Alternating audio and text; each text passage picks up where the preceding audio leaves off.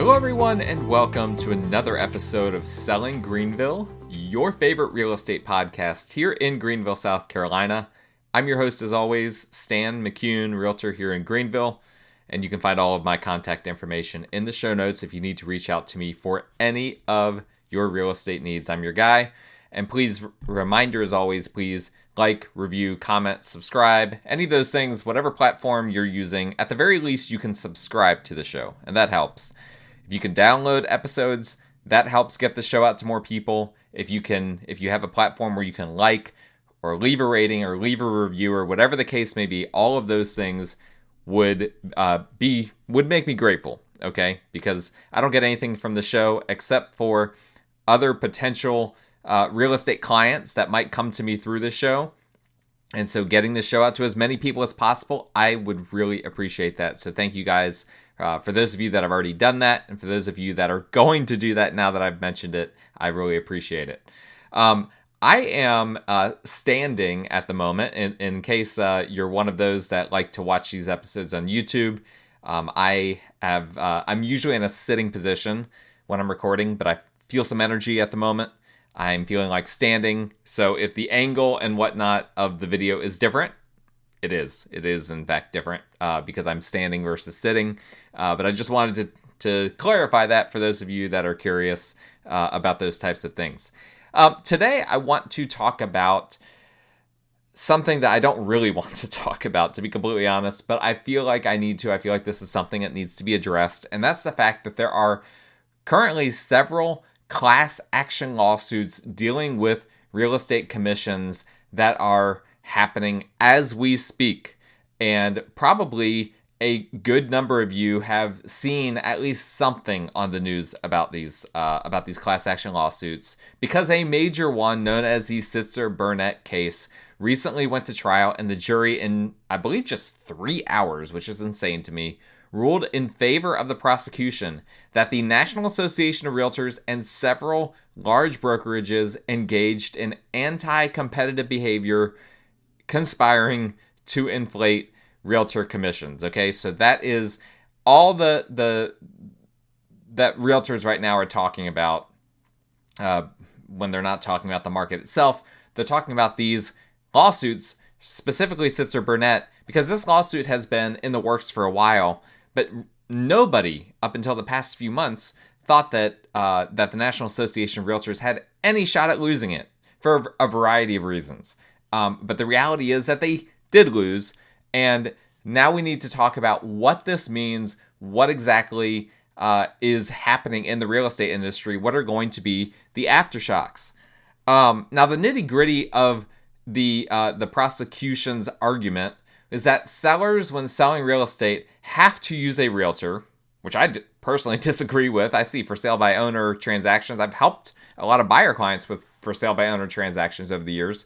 Nonetheless, the argument is that sellers must use a realtor when selling a home, and that when using a realtor, they have no choice but to also pay a commission to a buyer's agent, and that the commission amounts have been fixed by the National Association of Realtors and these large brokerages that were named in the Sitzer Burnett suit. And now more, since that suit happened, now there's more lawsuits now targeting other brokerages and other organizations. And this is just going to keep going, because once one class action lawsuit wins, a bunch of other class action lawsuits follow.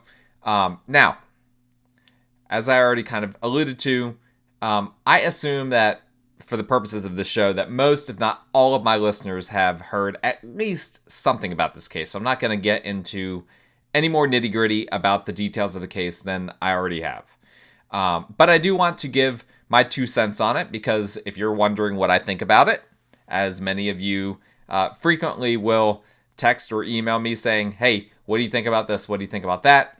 I figured there's probably a few people that listen to the show or that watch the show that want to know what I think about this lawsuit and the lawsuits in general. And so that is why I want to talk about this, because I figured that it's going to be interesting content for some of you. Now, let me start by saying that the idea that large brokerages are conspiring together, particularly with the National Association of Realtors, from my point of view, this is completely asinine. Now, Let me clarify. I always have to do this. I'm not an attorney, so this is not a legal opinion, obviously. And it's also not legal advice in any way. I do not give legal advice. That's a felony for me to do that because I am not a lawyer. So don't understand anything that I'm saying here as forming any sort of legal opinion or representing other legal opinions. These are just my own personal non-legal opinions. And there's no legal advice in here. But with all of that out of the way, I just want to clarify something about these big brokerages conspiring with each other. The big companies like Keller Williams, Remax, Berkshire Hathaway Home Services, Allen Tate, go down the list, they despise each other. They hate each other. They're not getting together, going to conferences together, having coffee together, and figuring out how to inflate commissions. They do not talk to each other. It doesn't happen. I'm telling you right now, they are not conspiring. Like it's a ridiculous thing to use that type of language. Now, were they engaging in anti-competitive behavior? Maybe. Again, I'm not a lawyer. I can't really answer that question. But from me as a realtor from the outside looking in, to think about it as a conspiracy seems absolutely ridiculous. And I think it's important to also understand that a big company like Keller Williams, which was one of the main companies named in Sitzer Burnett, Keller Williams is really just an umbrella over a lot of smaller brokerages.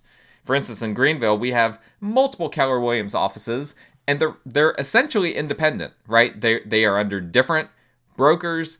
They are not working together. If you're an agent with one Keller Williams office, you're not an agent with all Keller Williams offices. That's just not how these brokerages work. And Gary Keller, the famous person who is on the Keller Williams name, who's very influential in the real estate industry as a whole, he isn't controlling what the local Keller Williams offices are doing. That is not how real estate works. The various offices, they operate independently. And even the offices that are under the same umbrella, so like, for instance, multiple Keller Williams offices, even though they have a friendly relationship with each other for the most part, they are also in competition with each other. So even if you get sometimes multiple offices that are under the same umbrella, multiple Keller Williams or multiple Allen Tate offices or whatever the case may be, they might not have great opinions about each other. They might be friendly, they might not. So for real estate companies to be truly conspiring, right, this would have to be something happening across the country. You would need brokerages from all 50 states getting together and discussing these things, strategizing, trying to figure out how to keep commissions high. And that's not happening because the local brokerages don't even talk to each other, let alone the national brands. Again, they hate each other. This is not a friendly competition between brokerages. I don't know if people fully understand that. Now, we as realtors, when we are dealing with other realtors, we don't hate those realtors. We don't hate their brokerages. That's where it breaks down, and so people don't understand that. But at the brokerage level, it is not particularly friendly. The dynamics are just different when you get up to that level. Because why? They're competing for agents. That's what brokerages are doing. They're trying to get as many agents as they can. And so these other brokerages are saying, hey, we have the greatest education, the greatest technology, all these different things. And that may or may not be true, but that irritates, obviously, if you're a competing broker, that irritates you to hear, well, this other brokerage is saying all of these things. I can say all of those things too. And I want to recruit as many agents as possible, right? If I'm a broker, which I'm not, I'm just a realtor. But again, they are all competing against each other in that way, and it's not really a friendly competition. So that's one thing context-wise that I think is important, that I don't think that the general public fully understands. I definitely don't think the jury understood it, because and again, I didn't read through the case, but I have a hunch that the National Association of Realtors did not make that argument, because the NAR, they want to think that it's a friendly competition. They don't want to give out this impression that it's cutthroat between these brokerages, but the reality is that it quite frankly is cutthroat between the brokerages, and perhaps NAR should have should have portrayed that. So then the fair question is, and I heard someone ask this recently on a different podcast where they were discussing this case. Why have commission structures stayed the same for so long? Why has it been a general rule, really for decades now, that when you sell a house, you pay a roughly 6% commission, give or take? Sometimes a little bit higher, sometimes a little bit lower, but 6% has kind of been the benchmark. And I think a history lesson is in order here, okay? Real estate sales as a profession, the way I understand it, in the US, it started on Wall Street, okay? As a lot of things when it comes to sales. Agents, not realtors, they didn't have realtors back then. They were just agents, real estate agents, would help people sell real estate by the seller essentially telling them what they wanted to sell for, and the agent would simply try to get more than that. And any more that the agent got was essentially his commission. So for instance, if someone wanted to sell their house for $500,000 and the agent was able to sell it for $550,000, the agent pocketed the extra $50,000, right? And the seller just got what they were asking for, which was $500,000.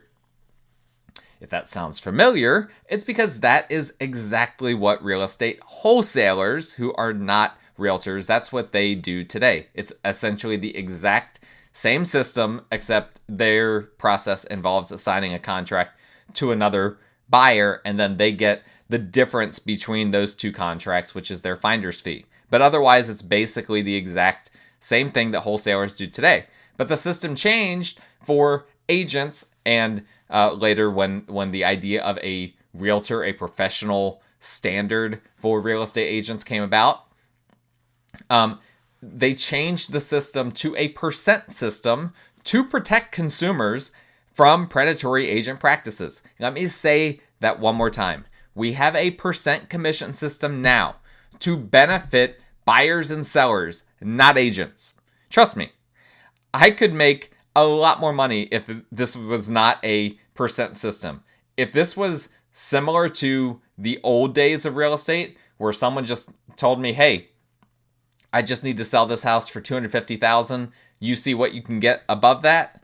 I could make a lot more money. And I know that because I've seen wholesalers doing this constantly. And I've seen instances where in a wholesale transaction, the wholesaler is making basically a 50% finder's fee, way more than the 6% that sellers would have paid had they just used me to list their home.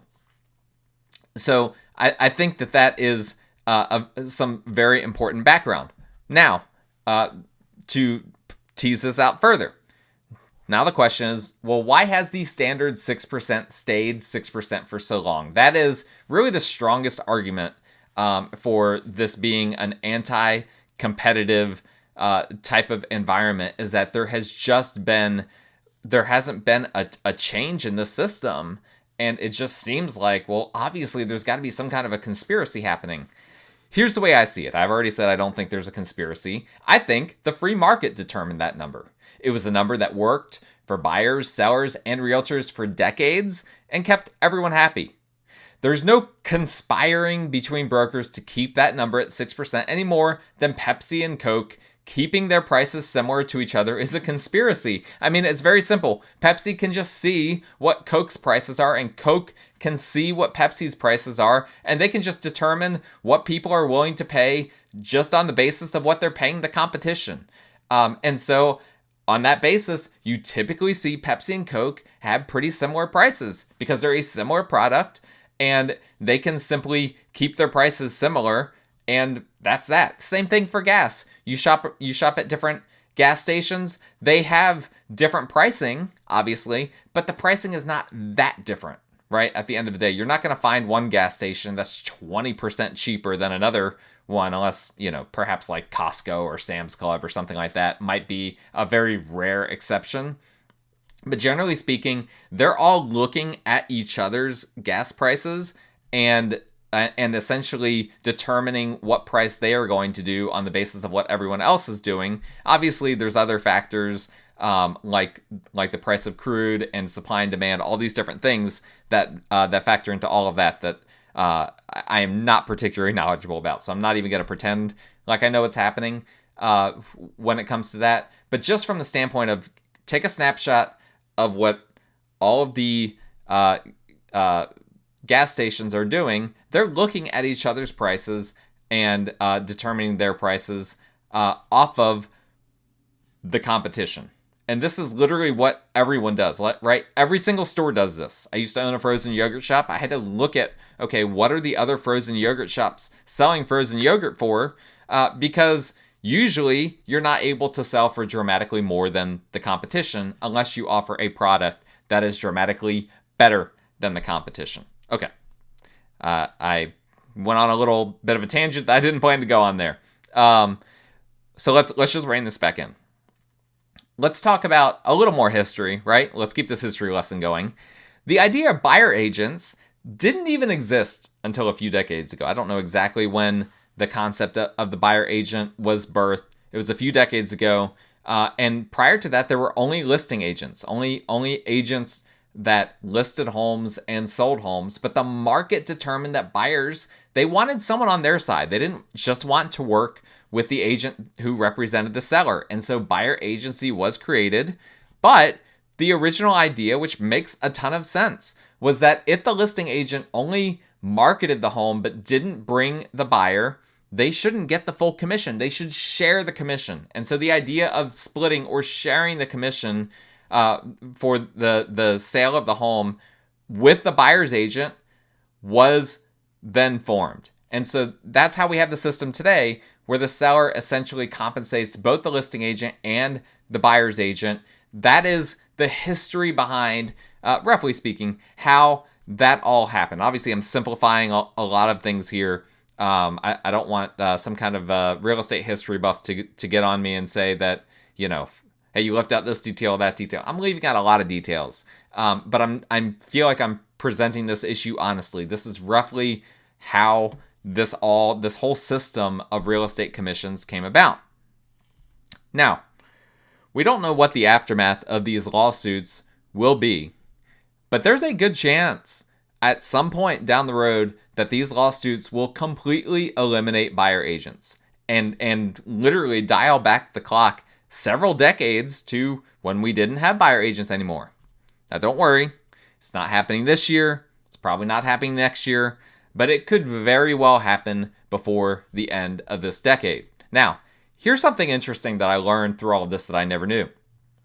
Only about a third of the states in the U.S. have actual buyer agency contracts. South Carolina, if you ever bought a house in South Carolina, you know that South Carolina is one of them. And our contract between the buyer client and the buyer agent specifies the amount of competition that the buyer agent will get paid. And it specifies that if the full commission cannot be paid out of the transaction, i.e. paid by the seller in one way or another, or paid by the listing brokerage in one way or another, then the buyer is responsible to pay for the commission amount that's specified in the contract. So every time I pick up a new buyer client, I explain this to them. And they have to assume that they are going to pay my commission, although I will obviously do my best for them to have to pay as little of it as possible. And the vast majority of the time, my buyer clients don't end up paying me anything. But there are exceptions. And quite frankly, the only times I've had people get upset about the fact that they are having to pay me as their buyer agents is a very niche situation I've had happen more than one time, unfortunately, which is where I'm dealing with adults in their mid-20s who are looking to buy their first home, and after they've gone through the entire process of looking at a bunch of homes, maybe making multiple offers, who knows, then their parents get involved at the very end and tell their children that they shouldn't be paying me anything, even though the parents have no clue what I've done to help out their kids up to that point. That's the only time I've run into people being upset that they have to compensate me. Most of the time, when my buyer clients are having to pay a portion of my commission, which again is pretty rare because usually we can get it paid out of the transaction in some way. But most of the time, they even express that they're very happy to pay that they know that they got good value for for my services, and they are not upset at all that they're having to compensate me for that.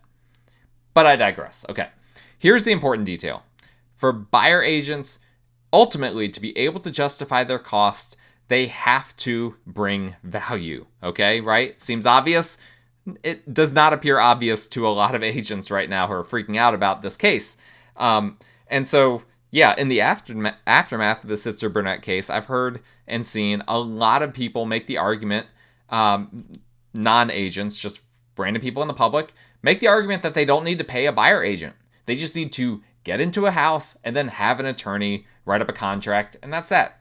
Easy peasy. I don't need an agent. I can handle everything else myself. And I'm sure, and I know that there are people out there that are like that. People that have, bought 5, 6, 7 homes and have, done so recently, understand the process, have go-to people. Maybe they're a contractor, so they don't need the help of an inspector. All these different things. But the vast majority of people I communicate with need someone on their side representing their interests and helping them with the process, not just of buying the house, but often helping with things well after the house is closed. I'm constantly, multiple times this week, I've had clients from years ago reach out to me for help with something with a closing that we had, again, years ago.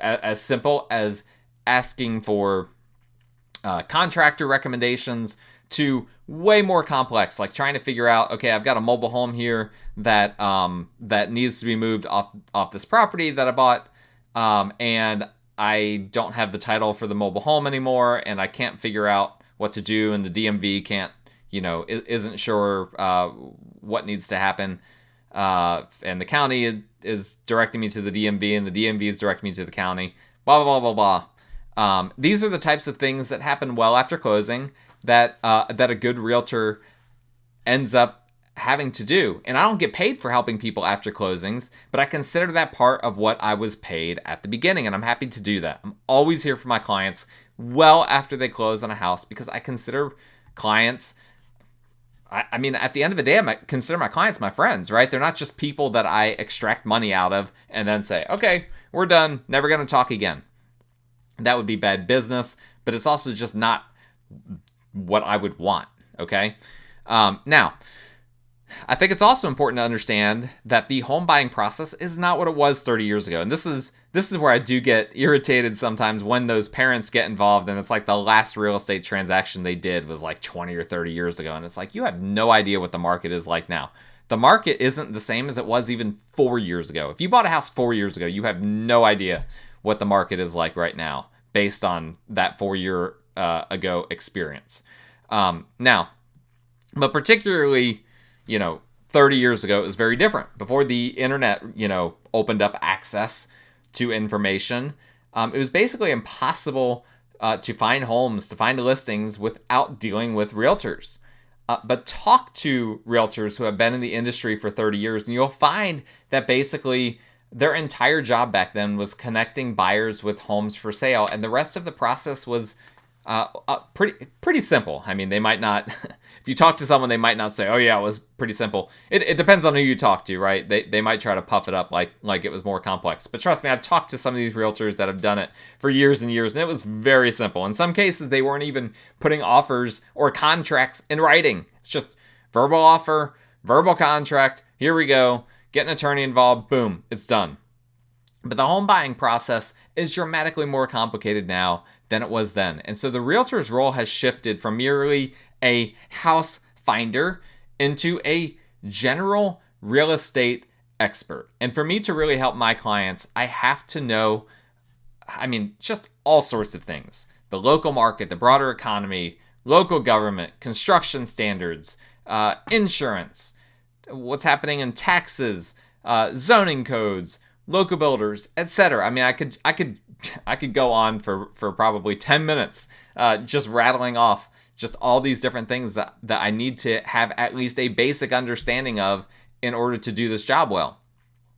In addition to that, I have to have a network of trusted professionals in a lot of other but closely related worlds like lending, engineers, insurance agents, contractors, subcontractors, etc., etc. So, where all this is going, and I'm going to kind of shift gears a little bit here. I've been contemplating. Whoa! Knocking my knocking my microphone here around. This is what happens when I stand. I'm doing a lot more big hand gestures, and I just smacked my mic. Okay, so one thing I've been contemplating in all of this is that I really need to better explain to potential buyer clients, what I do as a buyer's agent, because a lot of people don't fully understand what they're potentially paying for when they hire a realtor, a buyer's agent. So what I would like to do for the rest of this episode, if you guys will entertain me, is to run this by you guys. And I'd love feedback in terms of if what I'm about to say, if it makes sense, if it resonates with you. I'd also love feedback if you hear this and you don't think it's a good representation of my service or value. Basically, any feedback on what I'm about to discuss would be great. I would really appreciate it. And here's what I'm going to discuss. These are some of the things that I think, and this is still in progress. This is certainly no finished product. But as I'm trying to think through how to encapsulate my value in this post-Sitzer Burnett world, because quite frankly, I see a world in which realtors will probably end up getting sued as part of all these class action suits. And I don't think that I deserve to be sued. But I also understand that sometimes things, if I don't do my job of explaining my value and making sure that people understand what they're paying for, that is part of the complaint right now that's going around to people. So I try to list out some of the things that I think are what I offer as a buyer's agent. And again, I'd appreciate feedback if you guys are willing to listen to this and give me your thoughts. Again, my contact information is always in the show notes for you to do that. All right. So here are some of the things that come to mind when I think about what my buyer clients are potentially paying for when they hire me as a realtor.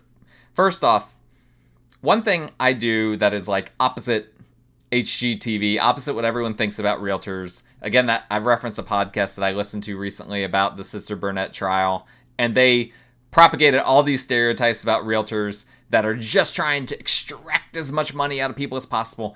I feel like I am the complete opposite of that. And I will, and I frequently do, try to talk clients out of a deal if I feel like they're spending too much money on a property. And as a full-time realtor of 7 years, I study the market every single day. I know what's fair or not for a property. I also study when I'm showing listings. I will study that listing in advance. I will actually prepare for it. I know a lot of realtors, they just show up. They don't, they've not looked at anything with regard to the listing that they're about to show. And admittedly, there are some times where, if someone sends me a listing and it's like a same day kind of thing, they're like, hey, can we look at this, later this afternoon? I might not have had time to study it. But assuming I do, I will study the listing in advance to see how it compares to others. And based on that information, I will make recommendations to my clients because I understand the market and I don't want them at the end of the day to overpay. I'll also say, because I represent both buyers and sellers, I understand how the market works from both perspectives, right? And this gives me a massive leg up versus just straight up buyer's agents who never list homes. I cannot express to you enough. I look at contracts differently. I look at negotiations differently. I look at everything differently because I can see it from both perspectives. And if you've only ever been on one side of the table, you cannot do that. I'm sorry. I'm saying this because there are a ton of agents out there that are buyer agents only that never list any homes. There are some companies that they're structured that way where they have buyer's agents and then they have listing agents and they make it like it's an advantage. Here's a buyer agent specialist. Here's a listing specialist. It is not an advantage. It is just like, listen, you go to a chef and all the chef knows what to do is to work the grill. versus a chef that knows the entire kitchen, what do you think is going to be a better chef? It's really, really simple. All right. And so all that to say that, I went a lot longer than I thought I would on that point. I know the market. I understand what's happening on a day-to-day basis from multiple perspectives. If a client is making in my opinion, a bad financial decision, I will let them know. Similarly, those of you that listen to the show a lot know that I used to be an insurance adjuster, and I have flipped houses and owned rental properties now for roughly 10 years. And I can see major concerns with the home because of this experience that others don't. When I walk into a home that I'm potentially interested in buying myself, I don't do inspections. I don't, need to have contractors go through or anything like that. I know what I'm seeing. And that's part of my experience that then I can bring to bear with my clients. And I will point out right away, if there are things that I see that are a concern, I'm going to point those things out right away to my clients. And many realtors see showings as an opportunity to determine if their clients like a house or not. For me, I take it a step further. I'm not just trying to help my client determine if they like a house or not, although I do try to be a sounding board in that way.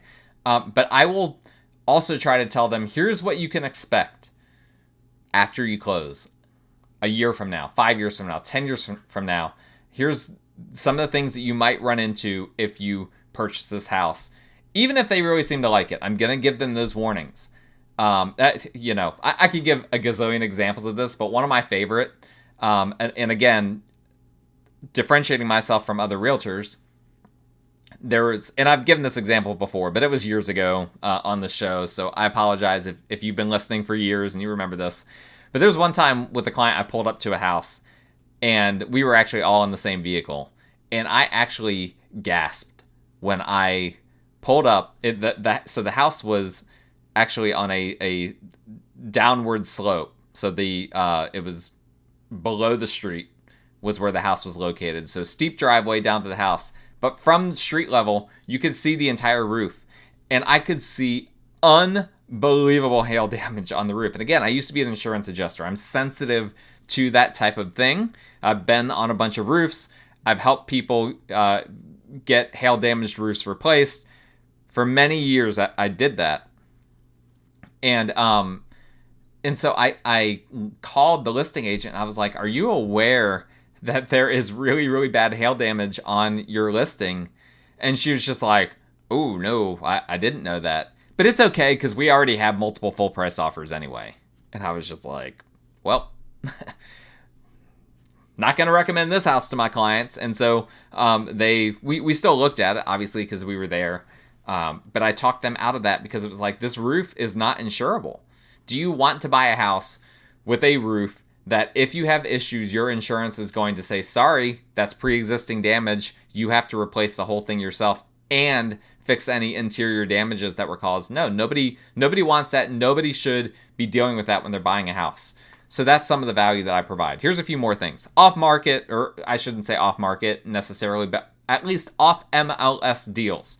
Okay, some of these are off market deals. I have a lot of contacts in the off market world with investor clients and the like, wholesalers and the like, that are presenting off market deals that if I see one that matches the client, then I will let them know. But also, my company, which has several hundred agents, we have brokerage exclusive listings. And in South Carolina, we have the option for listing on MLS or listing brokerage exclusive. If they're brokerage exclusive, you cannot find them anywhere unless you're working with an agent that works for that brokerage. And the way it's structured, at least the way I understand it, it's not just for your specific office, it's for your sister offices as well. So again, in my case, hundreds of agents that we have with C. Dan Joyner Realtors, and let me see, I will tell you right now, right at this moment, how many off MLS properties that we have that are listed with brokerage exclusive listing agreements. We have our own special internal website where we can see this. 1, 2, 3, 4, 5, 6, 7, 8, 9, 10, 11, 12, 13. Okay, so that might not sound like very much, but this is an incredibly low inventory environment. And so for me to potentially be able to deliver you something that's off MLS is of huge value. Another thing that I offer is obviously knowledge of local builders, small and large local builders, and house flippers. And this is something that's I feel like is really valuable right now, particularly again in this low inventory environment. A lot of people buying new construction, and people ask me, what do you think about this builder? What has been your experience with this builder? And I can give an educated opinion on builders and house flippers based on my knowledge, and that's something that not everyone can provide in this market. Obviously, I have access to my network of inspectors, contractors, appraisers, engineers, etc.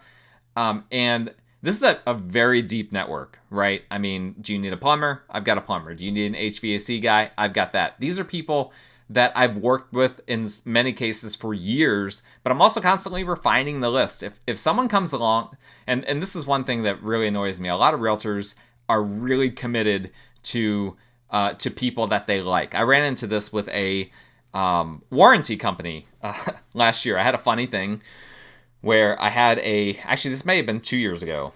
Time flies when you're having fun, right? There's a warranty company that I had a really bad experience with. And I felt like it was worth telling other people in my company, which my company, Sedan Journal Realtors, is a very good company with very professional realtors.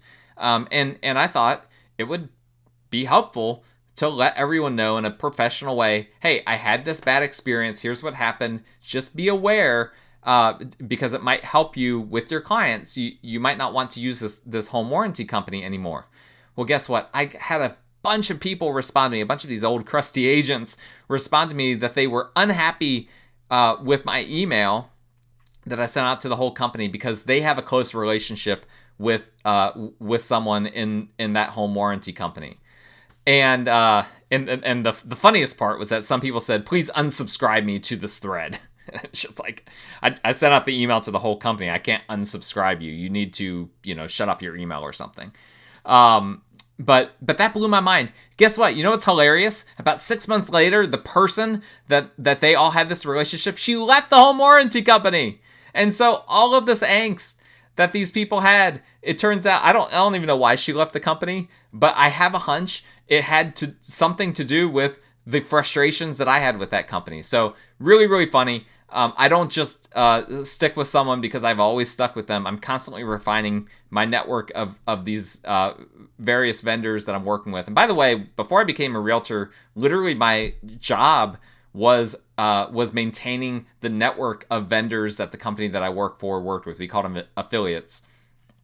And so this is literally something I've done even well before I became a realtor. And I feel like it's something I'm good at. I know how to work with good people, and that's one thing I really pride myself on. Another point that I think is an important point, right? I have a lot of people who can fill in for me in a pinch. If I get sick, you want to look at a house, you're not stuck, right? I can substitute someone else to show that house for you. Now, are they going to do the showing the same way that I would? No, obviously. But they can, at the very least, do the bare minimum. And then, even if I'm sick, I'm going to, help you with the paperwork, help you with your strategies for trying to get under contract, all these different things. I've had before seizures where I'm in the hospital and can barely think. People are texting me. I'm in my hospital bed, texting and responding to people, getting stuff done. I've had closings happen while I'm in a hospital bed. I mean, let me tell you, I can work this job remotely, and I have processes in place to do it. If you're interviewing realtors, it's a great question to ask. What is your process for when you're on vacation? What is your process for when you're sick? What do you do to handle things? Very revealing answers that you'll get. I'll mention as well, another part of my value is access to me 365 days a year. This is one of the funny things. So earlier this year, I went out to California.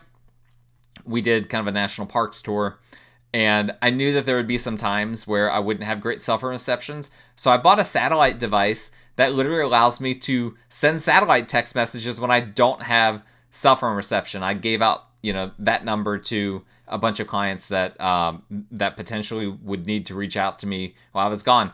I am accessible. It doesn't matter where I am. I could be anywhere in the world. I am accessible 365 days a year. Now, next year is leap year. So I don't know. Should I be saying 366 days a year? Maybe I'll just take off leap year. I don't know. But regardless, I'm jesting, obviously. I am as accessible a realtor as you can find. And I'll mention as well, I work around my client's schedule, not vice versa. I I had a situation a few years ago where I was in a different community that had a community pool, and I get a message. I'm at the pool with my family. I get a message from someone saying that, hey, I just countered an offer that you sent earlier today. Well, it ends up being like a really intense thing because it's a multiple offer situation. I don't even have time to like dry off and go home. I have to do the entire thing there at the side of the pool. And I did. It's like 9:00 p.m. because we were there like late until it closed in the middle of the summer. It's like 8:30, 9:00 p.m. and I'm there at the side of the pool, like texting, like getting stuff done. I mean, I could tell you guys a gazillion stories. Me having to send DHL mailings from Punta Cana to help out a client. I mean, it's crazy. But I work around my client's schedule, not vice versa. You talk to some agents and they're like, hey, from 9 to 6, you can reach me. After 6 o'clock, I'm spending time with my family. On weekends, I'm spending time with my family. Or maybe I take off every Monday. If you need something on Monday, I'll get back with you on Tuesday. All these different things.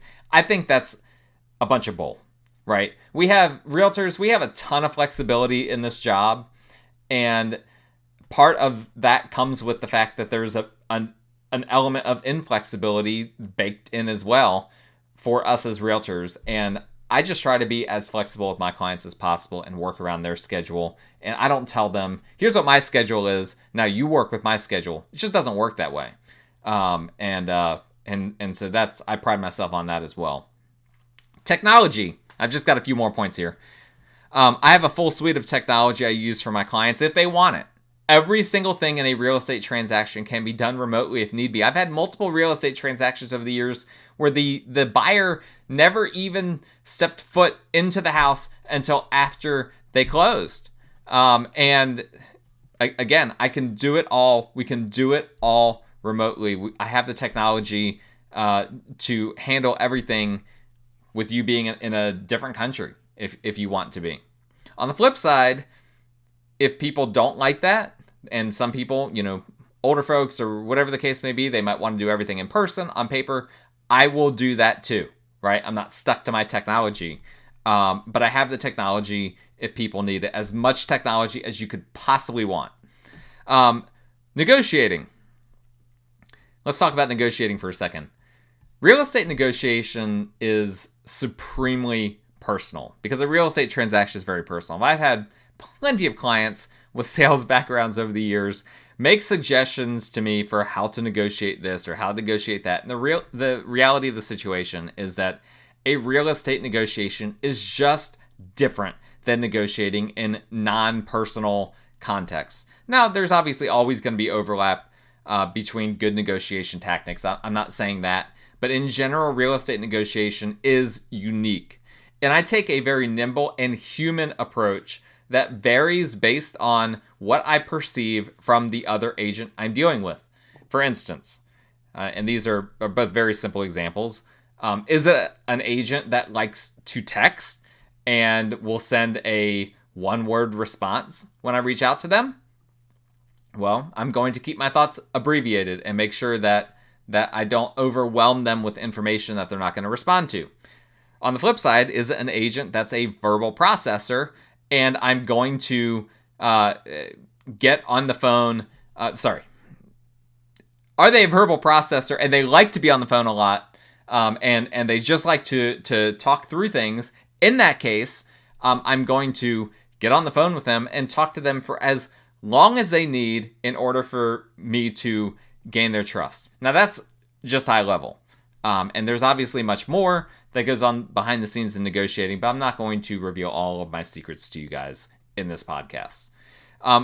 Another point I think that's easily forgotten.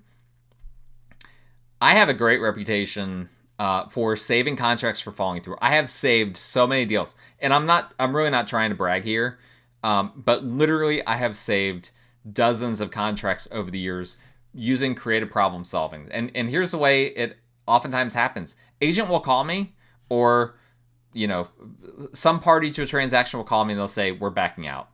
This isn't going to work. This listing that you have, it needs too much work. We're backing out. And I have literally turned those conversations around and said, no, we can work through this. We can make it work. Now, if it's my client wants to back out, I'm not going to try to talk my client out of it. I'm going to try to understand it. And if they want my input, I will give my input. But if they call me and they're just like, I'm backing out, I didn't sleep last night, we can't handle this, I'm not going to argue. That's not what I'm talking about. But what I am talking about is when my client is good, but it's the other party that's upset, I have a great success rate of bringing that other party from off the ledge back into the transaction and getting the transaction saved. All right, last but not least, contract writing. I can tell by just reading a contract written by another realtor if they know what they're doing or not. And a lot of people think that, the only important details in a contract are just like a few details. I did it again. Knocked over. I really apologize. Keep knocking over my my microphone here. I'm just going to put my hands in my pocket. Okay, here we go. Hands in my pockets. No more hand gestures. No more Irish hand gestures. Hand gestures. I can't even talk. Okay, a lot of people think that there's really only a few important details, the price, closing date, things of that nature in a contract. But really, those things are important. But in my opinion, the devil is in the details. And what really makes a good contract are usually things that people just haven't even thought of. There's a lot of very creative things that you can put into contracts that make them more attractive, particularly in a multiple offer situation. I also know how to write a contract to protect my clients in the maximum way possible. And as we're looking at contracts or writing contracts or countering, I will discuss all of those things. Here's the pros and cons. Here's where you're putting more skin in the game, and here's why that might be advantageous. Or here's why I wouldn't recommend putting more skin in the game when it comes to this contract. All these different things. So there you have it. That is a list that I'm working on currently for explaining my value to clients. Obviously, I need to get, this is all still formulating in my mind how to verbalize this. And so I'm a little bit long-winded at the moment, but if you're still listening, man, thank you. I really appreciate that. For those that are still listening, I would love to hear your feedback, what your thoughts are on that. Like I said, all feedback is good feedback. I will not be offended if you don't like something that I put in here, so please just let me know. Contact information in the show notes. Like, review, subscribe, rate, all those good things with the show, and we will talk again next time.